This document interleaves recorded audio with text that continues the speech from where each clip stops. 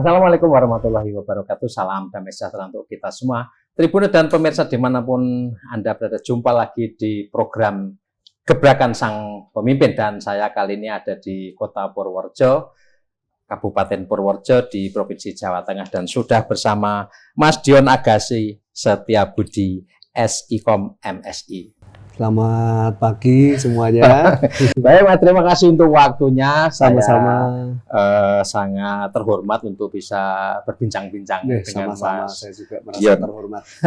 Baik, Tribun dan pemirsa dimanapun Anda berada, Wakil Bupati Kabupaten Purworejo, Mas Dion Agassi ini termasuk satu di antara sedikit tokoh muda, pemimpin muda yang sudah memiliki jam terbang tinggi dalam politik maupun pemerintahan. Dan kita ingin melihat lebih dekat dan lebih dalam bagaimana sih Purworejo, karena orang mengenal Purworejo ini Duren, Kali Gesing, ada Domba Etawa, kemudian mungkin kalau sejarah dan ini sangat kuat, ada W.R. Supratman, dan ada banyak perwira tinggi, ya, para pendiri negara.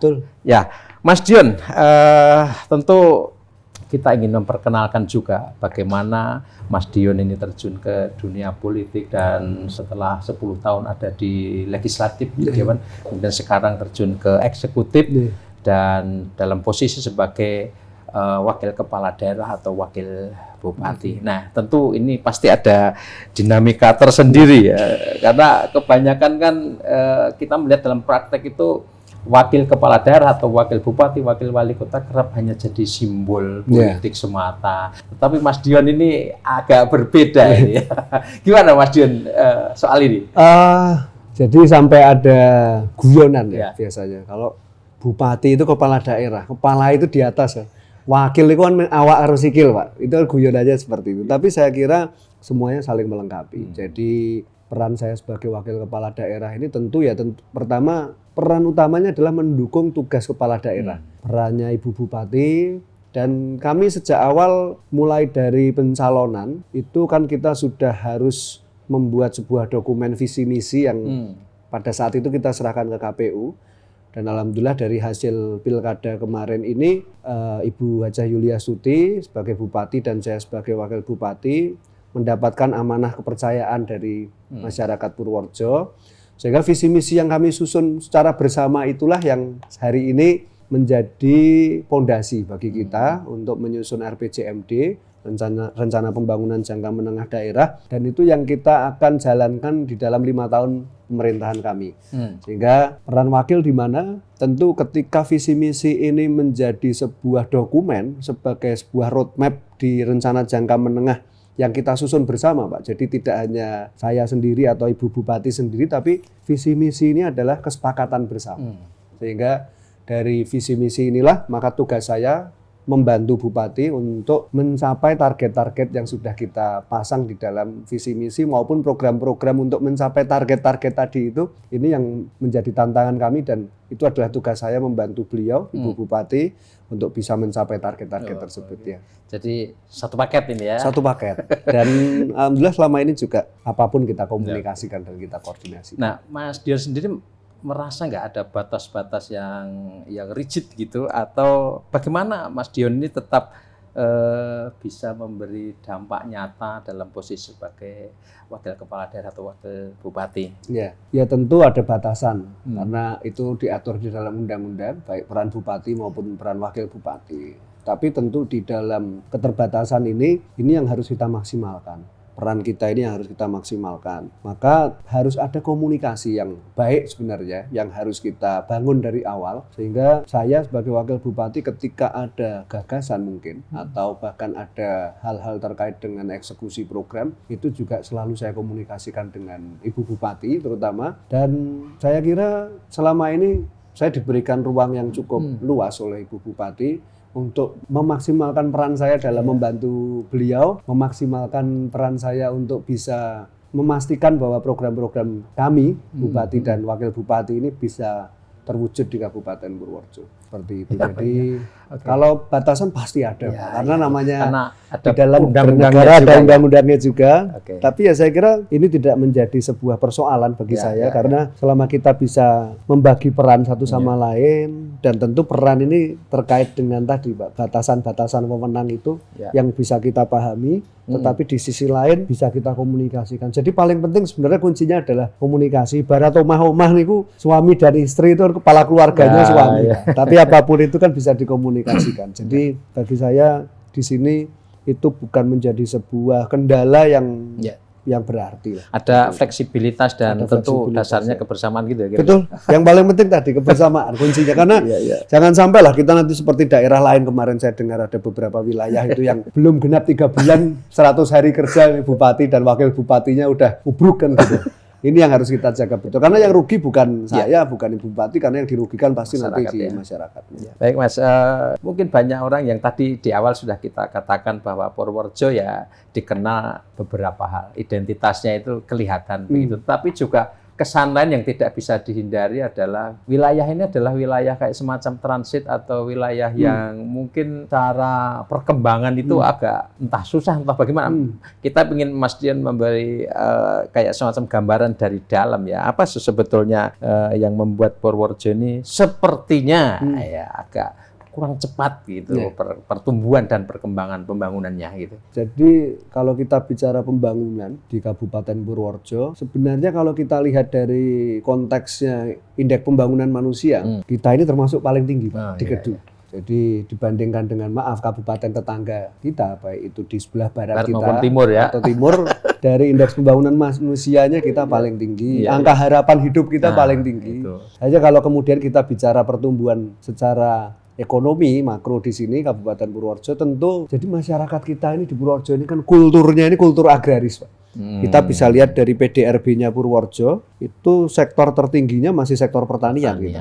Agraris artinya pertanian dalam arti luas itu ada perikanan, pertanian, perkebunan, kehutanan. Itu kita masih menjadi sektor yang mendominasi PDRB kita. Baru kemudian setelah itu adalah sektor jasa. Nah, maka apa yang harus kita intervensi di sini pemerintah untuk Kabupaten Purworejo supaya pertumbuhan ekonominya ini bisa melakukan lompatan-lompatan. Industri seperti apa yang nantinya ingin kita bangun? Ya tentu industri yang melihat potensi daerah. Potensi kita diakui tidak diakui adalah pertanian. Maka yang harus kita dorong adalah industri yang memaksimalkan potensi tersebut. Nah, kendalanya selama ini di mana? Kita pemerintah harus berani melakukan kritik dan otokritik bahwa kendalanya di Purworejo satu perizinan, Pak. Perizinan kita masih belum ideal, saya sampaikan. Sehingga ini tentu menjadi faktor penting bagi investor untuk menanamkan modal di Kabupaten Purworejo. Maka ini yang harus kita benahi sejak awal. Dan ini di dalam proses pembenahan kita. Oh, di mana sih kendalanya? Saya beberapa kali turun ke lapangan, tanya dengan beberapa teman-teman pengusaha, baik itu dokter, baik itu apa yang mereka membuka usaha di sini. Kendalanya di mana? Izinnya terlalu lama. Ini yang harus kita benahi. Maka kita beberapa kali melakukan rapat koordinasi dengan teman-teman di perizinan, dengan dinas-dinas teknis, PU, LH, karena mereka juga mengeluarkan rekom teknis untuk izin kan. Oh, kendalanya di mana? Nah, ini kendala-kendala inilah yang coba kita perbaiki dan kemudian supaya iklim investasi ini di Kabupaten Purworejo berjalan tentu satu perizinan dan yang kedua sebenarnya bagaimana kita bisa meyakinkan teman-teman investor ini untuk bisa masuk ke Purworejo tetapi tidak merubah rohnya Purworejo itu sendiri. Tapi rohnya di mana? Kita harus akui roh kita agraris, pertanian. Jangan kemudian kultur ini yang harus dirubah bahwa seakan-akan modernisasi itu merubah masyarakat agraris menjadi industrialis. Ini saya kira saya nggak sepakat. Tapi adalah yang kita bangun industri yang mendukung potensi kita. Potensi kita di pertanian ya maka itu yang kita prioritaskan. Oke, nah terkait dengan kalau di bisnis ini kan core bisnisnya Purworejo ini agraris pertanian. Kemudian kita melihat ada pertumbuhan bandara internasional yang tidak jauh dari Purworejo. Kemudian ada proyek jalan lintas selatan Jawa ya. Nah, bagaimana kemudian ini pemerintah akan mengkonekkan yang tadi core bisnisnya pertanian supaya kemudian ini bisa menjadi lebih cepat dan tentu potensinya bertambah-tambah begitu. Jadi sebenarnya ada dua peluang di sana, Pak. Yang satu, akses itu akan mempengaruhi iklim investasi, itu pasti. Jadi tadi saya sampaikan ketika aksesnya baik itu jalan lintas selatan, kemudian kita ada bandara, belum lagi stasiun, Pak. Kita kan ada stasiun Kutarjo itu termasuk stasiun utama lah untuk jalur selatan lintas selatan Jawa di perkereta apian. Nah, maka satu yang kita dorong adalah angka investasi ini. Kita masih sangat rendah investasi di Kabupaten Purworejo ini yang kita dorong terlebih dahulu. Yang kedua, ketika bicara pertanian ini bisa satu paket, kemudian kita bicara pariwisata. Pariwisata yang berkelanjutan itu bagi kami tentu pariwisata yang tidak merubah atau tidak merusak core-nya tadi, Pak, pertanian.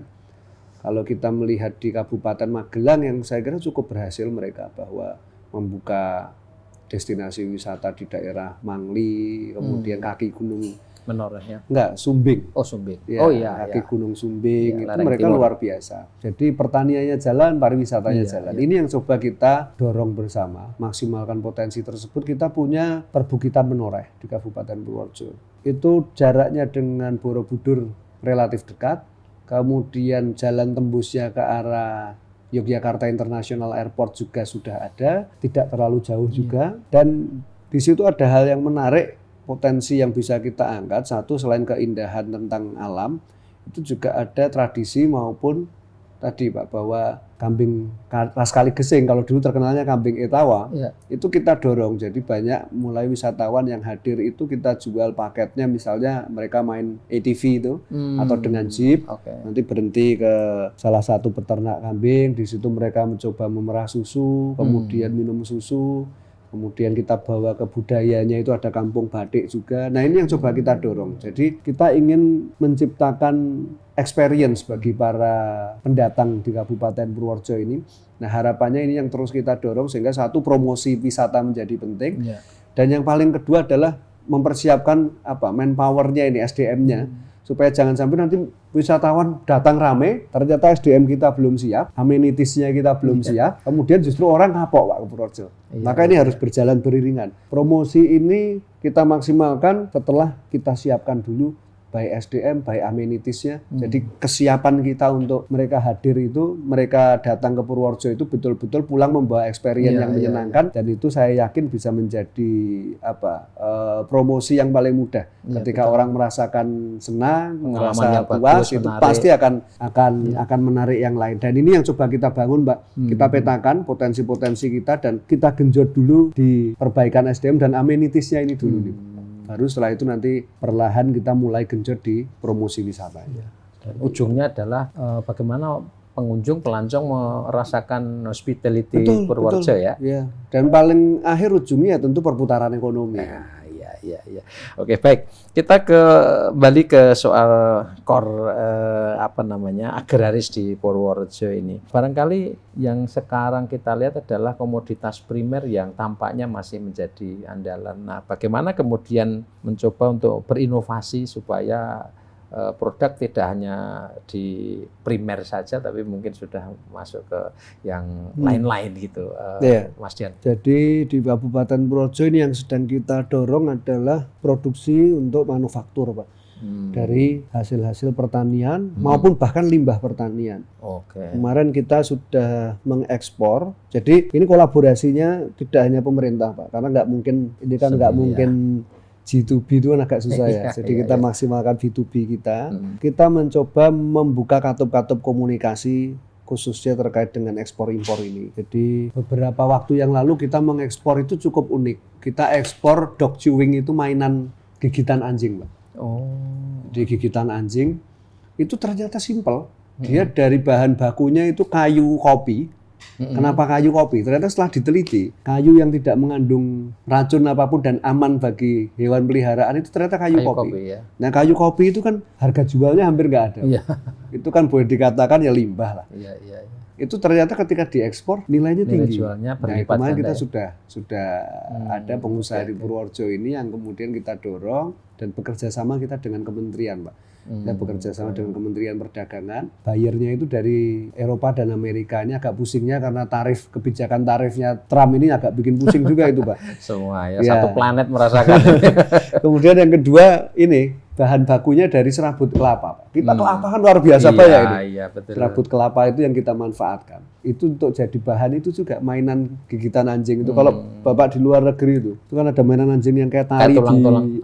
untel itu, Pak. Iya, iya. Itu ternyata bahan dasarnya serabut kelapa itu. Nah, itu yang berlimpah ya. Berlimpah. Di sini kita berlimpah. Nah, perannya pemerintah di mana? Antara eksportirnya ini dengan bahan bakunya itulah yang kita sambungkan. Jadi kita menjembatani supaya masyarakat kita, petani kita ini juga mendapatkan hasil yang positif. Di sisi lain, teman-teman kita pelaku usaha ekspor ini juga dia tidak lagi kesulitan bahan baku. Maka peran pemerintah adalah sebagai jembatan di situ. Sembari kita dorong dengan kemudahan-kemudahan perizinan. Seperti itu. Nah, ini masih terkait dengan pertanian ya. Apakah kemudian di Purworejo ini menghadapi ini problem klasik yang juga dialami oleh banyak daerah ya. Artinya generasi petani milenial, petani muda ini mungkin semakin ke sini semakin berkurang. Atau kalau di sini adakah inisiatif atau inovasi yang kemudian bisa menggerakkan petani-petani milenial, kelompok muda yang kemudian bisa mempertahankan agrarisnya Purworejo gitu? Kalau menurut saya kita mau lakukan sosialisasi, Pak. Oh, sosialisasi petani milenial. Itu kalau menurut saya nonsens, percuma, Pak. Mau ngomong sampai mumbluk juga percuma. Yang bisa kita lakukan apa? Meningkatkan kesejahteraan, pendapatannya teman-teman pelaku petani kita itu. Ketika mereka melihat orang tuanya yang sebagai petani, ternyata orang tua saya sebagai petani ya iso urip kok. Pendapatannya juga, income-nya juga terjaga, terjamin. Itu saya yakin pasti akan banyak anak muda yang tertarik ke sana. Kenapa sekarang tidak banyak anak muda yang tertarik ke sana? Karena melihat fakta empirisnya ya, udah di petani ini susah kok. Orang tuanya pesannya pasti apa kalau sama anak, sekolah yang pinter main rada di petani. Maka yang harus kita lakukan pertama, meningkatkan pendapatannya itu dulu, Pak, income-nya. Dan ini bukan hal yang mudah, ini sesuatu yang sangat kompleks karena ada upaya-upaya intervensi pasar di sana. Harapan kami nantinya itu kita bisa membangun sebuah badan usaha yang dimiliki oleh daerah dan nanti itu bekerja sama dengan teman-teman yang ada di setiap desa. Kita punya 469 desa, 25 kelurahan yang sebagian besar masyarakatnya masih bertopang pada agraris. Baik itu perkebunan, baik itu pertanian, baik itu perikanan juga. Nah, badan usaha ini uangnya dari mana kira-kira, Pak? Badan usaha ini nanti sebagai off-taker-nya bekerja sama dengan desa. Desa itu setiap tahun mereka punya anggaran ketahanan pangan. Yang selama ini anggaran ketahanan pangan itu belum pernah termanage dengan baik. Satu desa dengan satu desa lainnya itu hampir tidak terkoneksi programnya, Pak.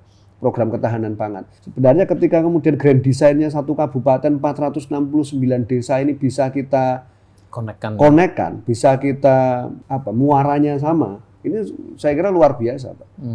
Karena mohon maaf, teman-teman di desa kadang berpikirnya masih terlalu ketahanan pangan ya wis ngertine tuku ke pitik misalnya, Pak, ayam, belikan kambing misalnya. Tapi belinya di mana kadang belinya sampai Tulungagung. Nah, maksud saya kalau ini bisa menjadi sarana untuk menyerap hasil panen lokal kita, itu kan luar biasa. Jadi tentu kita membeli dengan harga di atas harga tengkulak membeli pada petani. Karena penyakitnya petani itu satu, Pak. Mereka itu kan kalahnya dengan kebutuhan. Setiap kali mereka butuh, mau tidak mau harga berapapun mereka lepaskan. Bahkan sistemnya ijon. Belum panen wis diculke kok, Pak. Nah, yang dibutuhkan sebenarnya apa? Yang dibutuhkan adalah fresh money kan mereka. Wayah bayar anak sekolah aku bisa bayar. Belum lagi kalau pekerja tani, Pak. Tani buruh, mohon maaf, yang nggak punya lahan. Itu mereka dibayar nggak tiap hari, Pak. Kerja nanti dibayar ya pada saat panen, bagi hasil panennya. Padahal mereka kan dituntut kebutuhan tiap hari. Nah, ini yang coba kita formulasikan melalui apa, Pak? Melalui badan usaha. Kenapa badan usaha? Karena saya lihat ada fleksibilitas ketika di badan usaha. Berbeda dengan kita bicara birokrasi di dinas misalnya. Ini akan cukup sulit, apalagi ini terkait dengan bisnis pertanian kan. Mau tidak mau kan ketika kita ambil sebagai serapan dari hasil tani, mau tidak mau kan kita harus jual. Ketika jual maka harus ada profit juga di situ. Tapi bukan profitnya yang kita kejar. Profit harus tetap jalan untuk pengembangan usaha, tetapi di sisi lain ada kemanfaatan lain di mana perlindungan harga petani ini yang penting. Sama serapan. Itu yang menurut saya jauh lebih penting di situ. Oke, baik. Tadi Mas Dion sudah singgung soal hambatan dan tantangan soal investasi ya. Tadi ini menyangkut soal bagaimana proses perizinan itu dikeluhkan gitu ya oleh banyak kalangan usahawan tentu saja. Nah, Mas Dion juga sudah sangat memahami betul bagaimana dinamika perkembangan teknologi, kemudian apa yang bisa dipakai untuk mempercepat atau mengubah birokrasi yang selama ini kerap kali dianggap ini ya lamban ini. Ya. Atau mungkin karena ini ya, mungkin Purworejo ini termasuk wilayah yang slow living. Gitu. Iya. Gimana Mas Dion itu? Saya kira sepakat Purworejo ini termasuk slow living dan sebenarnya bagi saya cukup nyaman Pak untuk slow living. Tapi terkait pelayanan ya slow living lah kan gitu Pak. Livingnya nggak apa-apa slow, pelayanannya jangan slow kan gitu.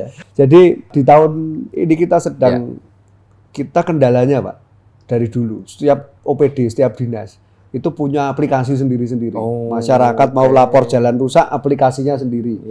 Mau bikin KTP, ngurus capil, surat kematian, surat pindah, aplikasinya beda lagi. Masyarakat mau laporan PJU mati, aplikasinya beda lagi. Ini kan kayak lomba bikin aplikasi kita itu, Pak. Nah ini yang coba kita susun, Ibu Bupati bersama dengan kami tentunya menyusun, kita akan membuat satu kanal untuk semuanya. Jadi ketika masuk, masyarakat itu permasalahannya apa? Misalnya di bidang infrastruktur. Tapi cukup di satu kanal aja. Itu kalau semua di-download, HP-nya penuh, Pak. Itu kalau HP Xiaomi panas HP-nya nanti. Jadi ini kita buat kanal. Kenapa? Karena partisipasi salah satu bentuk partisipasi masyarakat itu adalah melalui aduan. Kita nggak mungkin, Pak, PNS kita semuanya tahu permasalahan di Kabupaten Purworejo. Apalagi kami sebagai pimpinan daerah, bupati dan saya, nggak mungkin kita tahu usulan aduan masyarakat, kendalanya di mana. Salah satunya adalah melalui aduan. Dengan aduan kita tahu, ternyata pelayanan kita di puskesmas A atau puskesmas B ini buruk. Maka kita bisa lakukan monitoring ke sana untuk peningkatan pelayanan. Dan ini menjadi penting, Pak. Yang pertama itu. Yang kedua adalah data. Teknologi ini menjadi penting karena pembangunan tanpa data itu, untuk mengumpulkan sebuah data itu mahal. Tapi pembangunan yang tidak menggunakan data itu akan jauh lebih mahal, Pak. Karena yang terjadi akhirnya pembangunannya parsial. Contoh misalnya, kita mau menurunkan angka kemiskinan, tapi kita nggak pernah tahu, Pak, by name by address-nya si miskin ini siapa. Orang yang miskin ekstrim di Kabupaten Purworejo misalnya, kita ada miskin ekstrim 3%. 3% ini siapa saja kita nggak tahu, terus penanganannya gimana saja gitu ya. Maka yang harus pertama kita lakukan kan datanya ini dulu. Data ini bisa valid atau tidak. Ini menjadi peran teknologi kan penting di sana. Nah, kemudian kiat-kiatnya apa? Salah satunya adalah peningkatan kapasitas. Mau tidak mau, birokrasi kita ini harus bisa beradaptasi dengan perkembangan zaman. Itu pasti. Orang yang menolak beradaptasi, menolak perkembangan zaman ini ya pasti akan ketinggalan kan. Hanyut terbawa arus zaman. Jadi yang upaya saya, kami menggandeng beberapa yayasan termasuk lembaga pendidikan. Salah satunya adalah ini yang sedang dalam proses kita bersama Binar Academy, Pak. Jadi Binar Academy ini salah satu startup yang dia di situ selama ini sudah bekerja sama dengan Kementerian Pendidikan Pak Nadiem pada waktu itu untuk peningkatan kapasitas baik siswa maupun guru. Nah ini kita lakukan melalui pendidikan AI, Pak. Dan biayanya tidak kita tanggung menggunakan APBD. Kita bekerja sama mendapatkan beasiswa dari Microsoft untuk PNS-PNS kita, baik itu yang guru, birokrat dan lain sebagainya, untuk belajar Belajar AI. Orang itu pemahamannya kalau AI itu tahunya kan ChatGPT, sesuatu yang rumit kan. Padahal enggak, kita kehidupan sehari-hari kita ini akan bisa sangat terbantu melalui perkembangan teknologi. Jadi jangan kemudian kita anti perubahan. Saya selalu bilang dengan teman-teman birokrat kita bahwa kita harus bisa beradaptasi karena kebutuhan masyarakat itu dengan perkembangan zaman mereka juga berkembang. Permasalahannya pun berkembang. Nah itu yang paling penting adalah bagaimana sebenarnya kita bisa memberikan imajinasi kepada mereka. Harapannya itu harus kita jaga. Maka kuncinya tadi untuk terkait supaya tidak lamban gimana? Kita paksa prosesnya mereka untuk berubah. Maka harus ada impian, harus shifting. Gitu ya. Dan itu harus ada impian mereka. Ada imajinasi, berani mimpi. Maka untuk kita bisa memberikan mimpi, sistemnya meritokrasinya harus jalan, Pak. Ketika kapasitasnya mereka oke, kinerjanya oke, itulah penilaian satu-satunya yang utama adalah itu. Jadi terukur ya. Terukur. Dan saya yakin namanya perubahan itu butuh sesuatu yang dipaksa, Pak. Jadi contoh besi itu bisa berubah itu kan harus dipanaskan. Sedemikian panas dengan situasi yang ekstrim. Dipaksa dia untuk berubah. Manusia juga sama. Itu perannya kepala daerah salah satunya adalah memaksa mereka untuk berubah. Ya. Baik, berarti ini soal layanan sih secara digital atau digitalisasi kan sudah ya. Cuma masalahnya ini kan berserakan gitu. Betul. Jadi nanti akan diintegrasikan. Integrasikan kita ya, menjadi satu kanal, Pak. Nanti dari satu kanal itu mereka bisa masuk, oh kebutuhannya untuk apa, ngurus surat pindah, cukup di situ. Oh mereka mau lapor ada jalan rusak di sini Pak, ratau didandani misalnya, itu cukup nanti. Jadi mereka klik infrastruktur, kemudian masalah pencatatan sipil, mau ngurus surat nikah berarti masuknya ke situ. Masalah kesehatan misalnya, Pak saya nggak punya BPJS. Nah karena ini terkait dengan salah satu program kita bahwa memimpin itu menurut saya adalah keberpihakan, Pak. Keberpihakan kami, dan kami sepakat Bupati bersama saya bahwa dulu Bung Karno itu bilang bahwa tugas utama dan paling utama seorang pemimpin itu adalah menambah tenaga kaum marhen kalau bahasanya Bung Karno. Kalau kita terjemahkan berarti menambah tenaga kaum miskin. Nah, bagaimana kita menambah tenaga mereka? Kita mencoba memformulasikan sebuah program di mana masyarakat kita khususnya yang tidak berada, itu paling susah itu kalau ketemu yang namanya sakit, Pak. Satu, mereka nggak bisa kerja. Ketika mereka tidak bisa kerja, bukan pekerja formal, berarti mereka nggak dapat penghasilan. Di sisi lain, ketika mereka sakit, mereka harus mengeluarkan pengeluaran ekstra. Maka salah satu program kami, komitmen kami adalah memberikan kesehatan gratis bagi warga ber-KTP Purworejo. Siapa yang dapat, Pak? Semuanya yang mau ditanggung di kelas 3. Ditanggung dengan BPJS kelas 3. Baik dia nggak punya BPJS, baik dia BPJS-nya mati, kita biayai menggunakan APBD daerah. Karena itu layanan paling dasar ya soal kesehatan ya. Hak paling dasar hak itu paling kan dasar ya. Hak untuk sehat itu kan hak dasar manusia. Iya. Itu yang kita penuhi dulu. Maka kesehatan itu yang menjadi prioritas. Selain preventif tentu, preventif dengan gerakan masyarakat kita mencoba untuk menciptakan kultur olahraga di tengah masyarakat, kultur hidup sehat. Di sisi lain, ketika sudah mereka sakit, inilah tugasnya pemerintah di situ hadir, Pak. Oke, ini soal partisipasi publik ini, karena kan mungkin dalam kultur masyarakat yang kehidupannya ini slow gitu, katakanlah itu slow living begitu. Mungkin orang cenderung untuk ya wes lah gitu ya apa-apa gitu. Nah bagaimana kemudian Purworejo, Mas Dion dan tentu saja bupatinya untuk mencoba untuk mengubah pola pikir, cara pandang seperti ini? Terkait dengan partisipasi publik, terkait dengan masyarakat, bagaimana kita merubah sebenarnya walaupun kita ini apa ya Pak, orangnya sebenarnya kita itu kan orang Jawa, nggak hanya Purworejo sebenarnya, Pak. Kulturnya orang Jawa itu kan saya kira nggak terlalu jauh lah dengan Solo, karena Purworejo ini kan dulu budayanya juga Mataraman, Pak. Akar sejarahnya. Kultur masyarakat kita itu kan kultur yang nerimo, Pak. Nerimo ing pandum kalau orang Jawa dulu. Tapi masyarakat kita, kulturnya itu sebenarnya juga pekerja keras, Pak. Walaupun kita neriman, tapi saya percaya masyarakat kita itu adalah masyarakat yang pekerja keras. Jadi bagaimana kita peran pemerintah untuk bisa menggerakkan masyarakat, selama kita bisa memberikan perlindungan terhadap kesejahteraan tadi misalnya pertanian, kita berikan perlindungan harga. Kemudian misalnya terkait dengan pekerjaan, kita buka investasi yang harapannya itu bisa menyerap tenaga kerja yang tinggi. Ini kita sedang dalam proses, Pak. Terlepas dari kontroversi lah, rokok itu faktanya industri rokok itu membutuhkan tenaga kerja yang besar. Kita sedang menjalin komunikasi dan alhamdulillah sudah berhasil. Ini sedang proses pembangunan. Nanti ada salah satu pabrik rokok baru yang akan berdiri di Purworejo juga, itu menyerap kurang lebih 2.000 tenaga kerja. Nah ini yang bisa kita lakukan, memberikan mereka peluang-peluang pekerjaan. Peluang-peluang pekerjaan.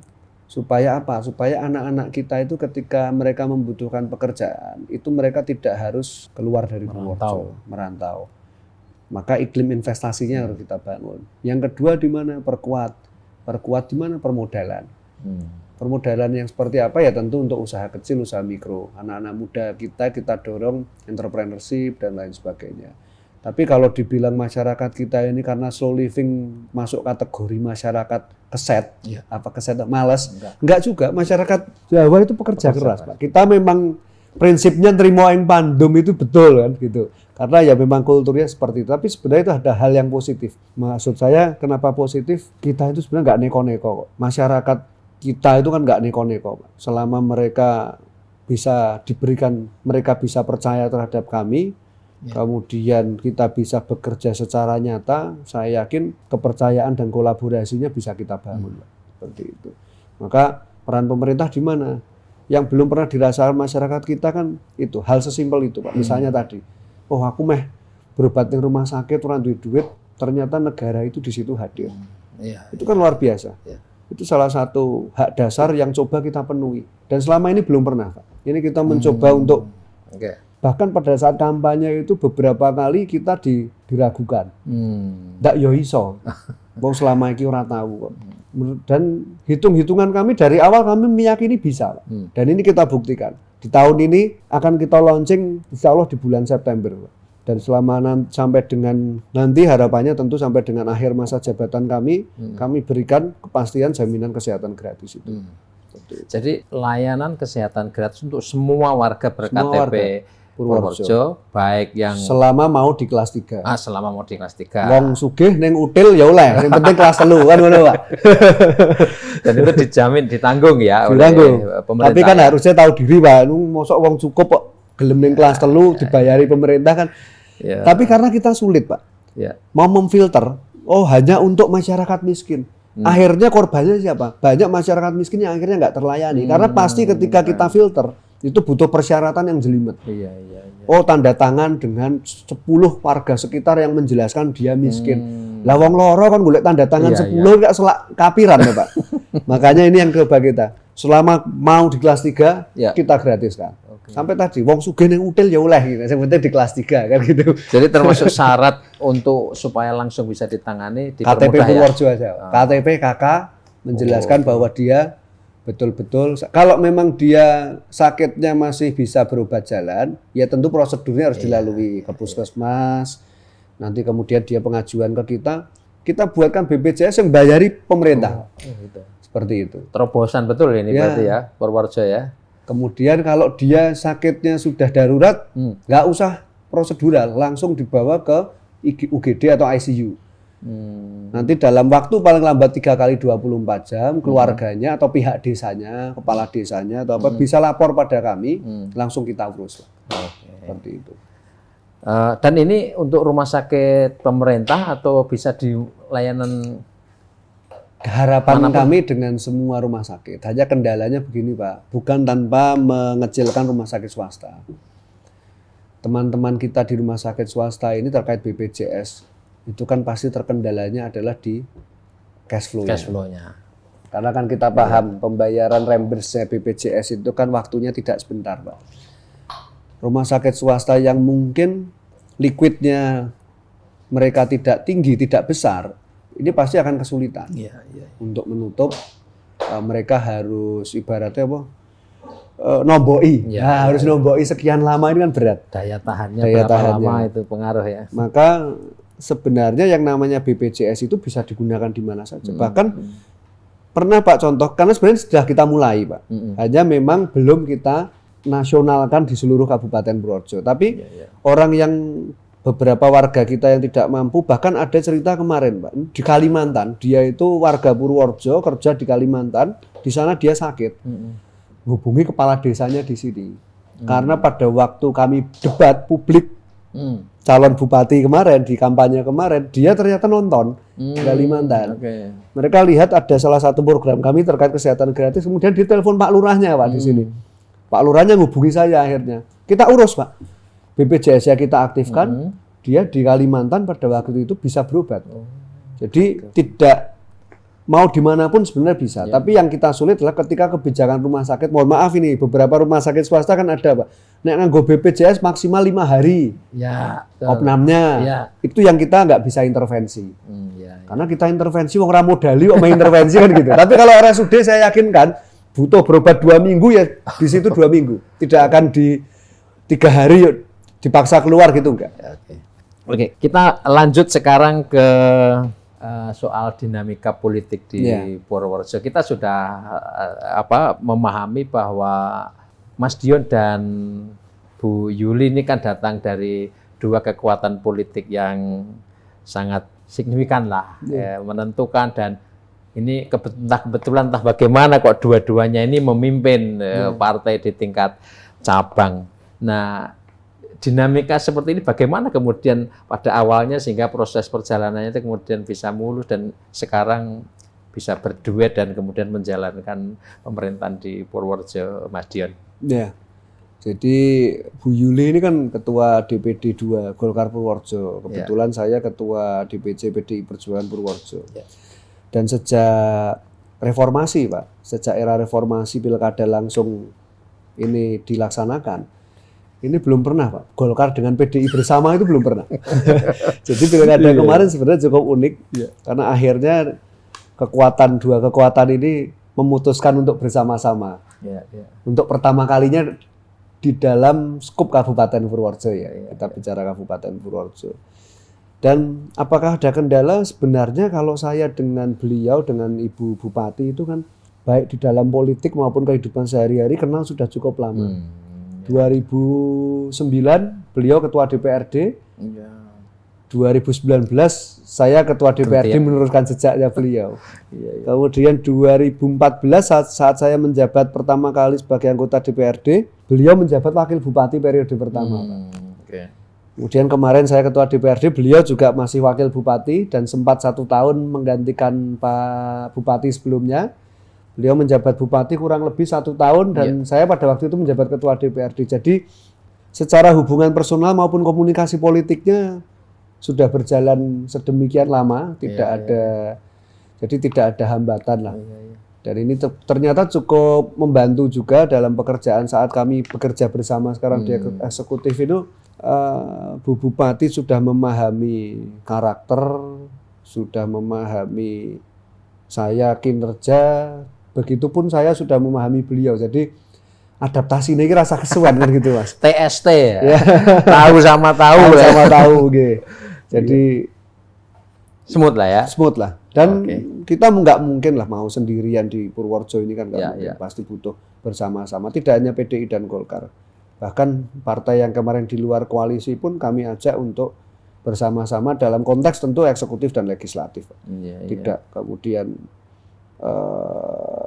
bersama-sama itu kan tidak harus semuanya sepakat ya. Tapi bahwa satu yang harus kita sepakati kan semuanya kepentingannya adalah untuk targetnya ya visi misi kami, Pak. Yang punya visi misi itu kan bupati dan wakil bupati. Betul, paket tadi. Maka saya bilang anggota dewan visi misi kami itu nanti menjadi dokumen RPJMD. Yang membahas RPJMD itu perda itu adalah eksekutif dan legislatif. Kita sepakati dulu ini roadmap-nya. Ketika itu sudah menjadi perda kan berarti disetujui oleh legislatif, Pak. Kalau teman-teman sudah setuju, maka ruang lingkupnya anggota dewan terkait pengawasan dan budgeting, bantulah kami untuk bisa mencapai target-target yang sudah kita sepakati bersama di dalam dokumen RPJMD itu, Pak. Nah, caranya mungkin berbeda, mereka pandangannya berbeda, kita berbeda, itu wajar. Tapi yang harus kita sepakati adalah targetnya adalah iki loh kita targetnya ini. Karena yang punya visi misi adalah kepala daerah. Dulu pun pada saat saya di legislatif juga harus memahami itu. Yang punya visi misi adalah kepala daerah. Maka tugas saya baik itu dalam budgeting, baik itu dalam legislasi maupun pengawasan, ya membantu daerah ini mencapai target-targetnya kepala daerah kan seperti itu. Ya baik, Mas Dion ini kan ketua DPC PDI Perjuangan Purworejo dan tampaknya yang termuda di Jawa Tengah ya. Nah, di usia berapa, Mas? Sekarang saya 30 tahun ini 36, Pak. Saya 36. Dulu menjabat ketua DPC pertama usia 30. Wah, 5 tahun yang lalu sudah ya. Oke, tentu ini kan menarik karena bagaimanapun dalam konfigurasi politik nasional itu kan antara PDI Perjuangan dan Golkar ini kan berbeda jalan lah gitu ya. Apakah itu kemudian mempengaruhi di tingkat Purworejo atau tidak? Tadi sih sudah dijelaskan, tapi ingin lihat lagi dari perspektif itu. Ya, saya kira kalau berpengaruh di dalam konteksnya pemerintahan daerah Kabupaten Purworejo, saya kira enggak lah. Karena lebih banyak ketika kita bicara tugas-tugas di pemerintahan ini ya bersama-sama kan gitu Pak konteksnya. Tapi dalam hal politik elektoral, politik praktis, ya tentu berpengaruh Pak. Nah, Contoh misalnya, bahkan kemarin Pak di Pilkada ini saya dengan Bu Yuli satu paket, tapi gubernurnya berbeda Pak gitu. Pilihan gubernurnya kan begitu Pak. Kita menjalankan tugas masing-masing. Pada saat itu kemarin Golkar kebetulan mengusung Pak Gubernur saat ini, Pak Ahmad Lutfi bersama dengan Gus Yassin. Kami di PDI Perjuangan mengusung Pak Andika dan Pak Hendi kan seperti itu. Dan selama kita bisa menghormati satu sama lain, memahami porsinya masing-masing, bahwa kita juga punya tugas-tugas yang diberikan oleh kepartaian, ya ini koridornya tentu berbeda-beda. Tetapi di dalam konteks pemerintahan, saya kira tidak ada pengaruh yang signifikan, apalagi bicara dalam konteks pemerintahan Purworejo. Bahkan seringkali ketika kita bicaranya adalah konteks pemerintahan, program kerja dan lain sebagainya, itu ya kita kesampingkan perbedaan warna ini kan kita kesampingkan. Itu. Nah ini masih dalam konteks kepartaian ini, karena sebentar lagi kan PDI Perjuangan akan menggelar kongres. Nah ini bagaimana sikap, pandangan, dan barangkali menuju ke kongres itu dari Mas Dion sebagai Ketua DPC PDI Perjuangan Purworejo. Ya, jadi secara pribadi saya sebagai Ketua DPC maupun kami sebenarnya sudah bersepakat Pak, tidak hanya secara pribadi tapi juga secara kepartean. Dalam hal ini tentu PDI Perjuangan Kabupaten Purworejo dari tingkat DPC sampai dengan PAC dan ranting itu kita sepakat untuk kembali mendukung Ibu Megawati Soekarno Putri sebagai Ketua Umum. Kenapa? Kita menyadari betul Pak bahwa sosok kepemimpinan beliau ini masih kita butuhkan di dalam PDI Perjuangan. Mungkin banyak orang tidak sependapat, tapi saya yakin yang tidak sependapat ini adalah orang-orang di luar PDI Perjuangan Pak, yang tidak mengetahui konteks kebutuhan kepemimpinan di dalam tubuh keluarga besar PDI Perjuangan. Maka saya bahkan menyampaikan dari awal, selama Ibu Mega masih berkenan untuk menjadi ketua umum, apalagi dalam konteks Kongres 2025 ini, maka kami PDI Perjuangan Purworejo sepakat untuk tetap mendukung beliau. Karena dasarnya adalah kebutuhan.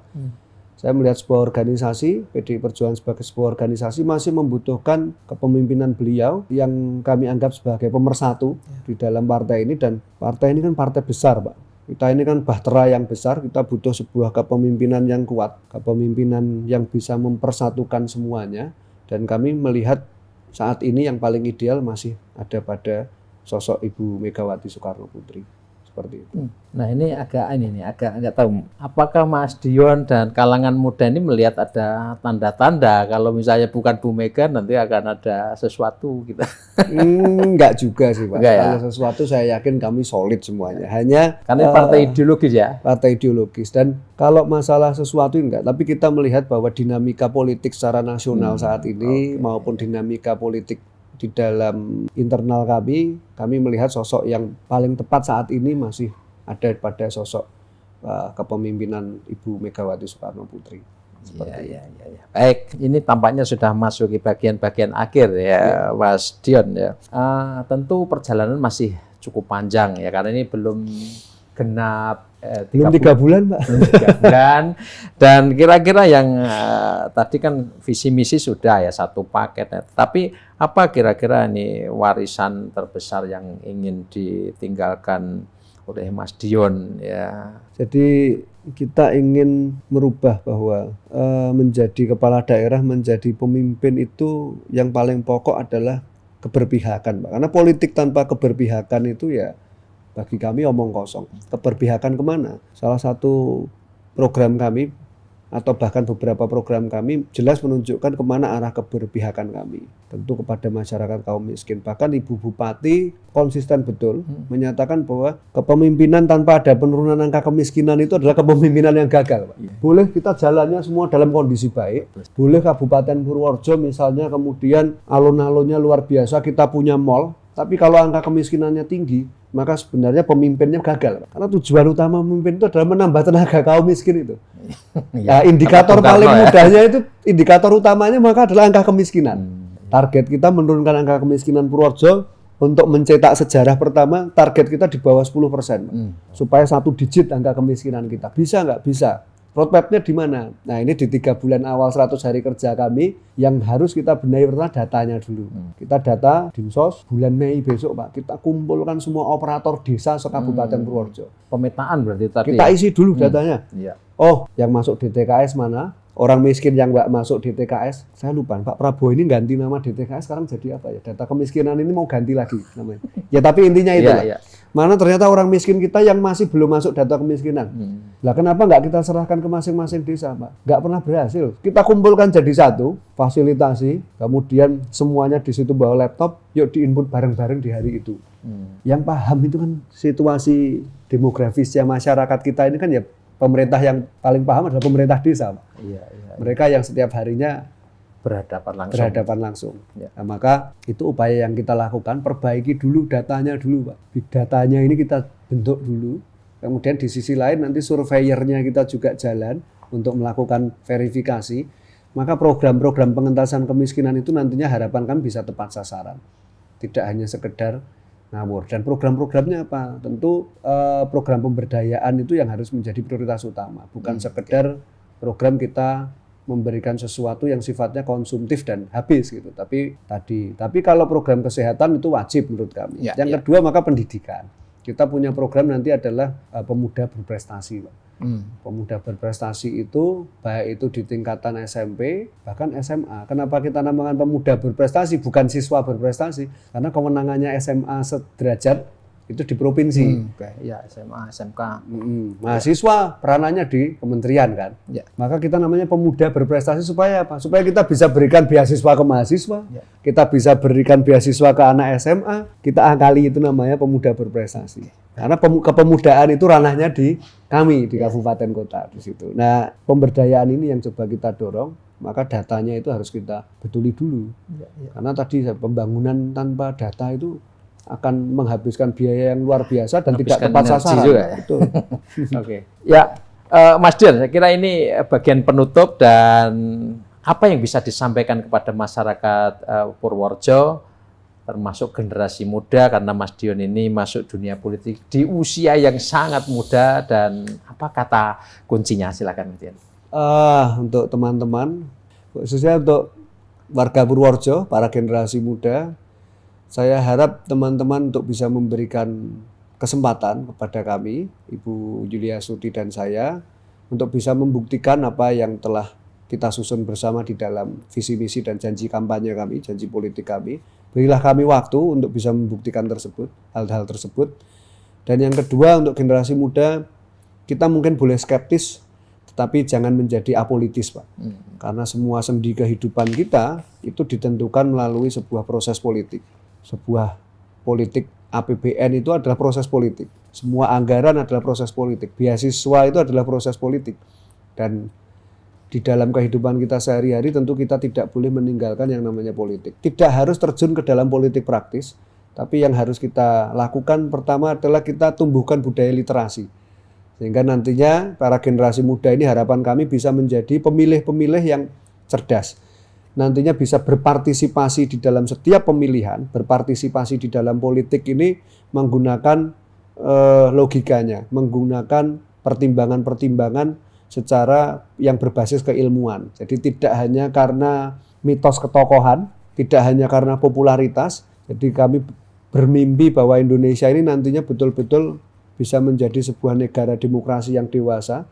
Apalagi saat ini kita semakin terpuruk di dalam politik pragmatis. Kadang masyarakat lebih banyak memilih karena janji-janji sesuatu, money politik dan lain sebagainya. Ini hanya bisa berubah ketika masyarakat kita ini menjadi sebuah masyarakat yang memiliki budaya literasi yang tinggi, Pak. Maka pada generasi muda teruslah belajar, kita tingkatkan literasi kita, dan yang paling penting jangan apolitis. Kita boleh skeptis tapi jangan apolitis. Baik, Mas Dion Agassi Setiabudi, terima kasih untuk waktunya. Beliau adalah Wakil Bupati Kabupaten Purworejo, dan semoga di awal memimpin Purworejo akan diikuti oleh langkah-langkah yang tentu saja sukses dan mensejahterakan Amin, amin, amin, amin. masyarakat. Tribuner dan pemirsa dimanapun Anda berada, demikian bincang-bincang kita dalam program Gebrakan Sang Pemimpin, dan kita sudah bersama dengan Mas Dion Agasi Setiobudi, Wakil Bupati Kabupaten Purworejo Provinsi Jawa Tengah. Kita akan jumpa di program selanjutnya dengan tamu dan topik yang berbeda. Wassalamualaikum warahmatullahi wabarakatuh.